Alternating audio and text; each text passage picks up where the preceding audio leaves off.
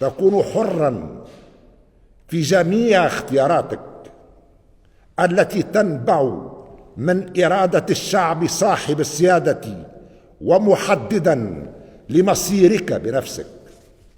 قد يبدو من باب التزيد التذكير ببعض الحوادث الخالدة التي شهدها تاريخ بلادنا، فهي عديدة لا يكاد يحدها إحصاء، ولكن الواجب الوطني المقدس يقتضي ذكرها، وليست من قبيل التزيد على الإطلاق.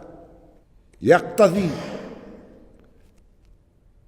التذكير بها وذكرها حتى لا يتم تغليبها أو تحريفها أو طمسها.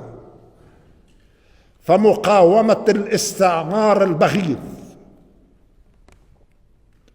بدأت في الشمال الغربي حتى قبل اليوم المشؤوم، يوم 12 من شهر ماي من سنة 81 و800 وألف. وقد اجتمع في تلك الفترة عدد غير قليل من المواطنين بالشمال الغربي لصد جنود الاحتلال، قبل أن يلتقي زعماء القبائل بمدينة القيروان لتنظيم المقاومة المسلحة ضد قوى الاستعمار.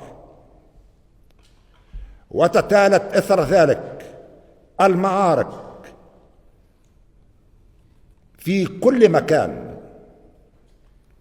حتى تم دحر الاستعمار،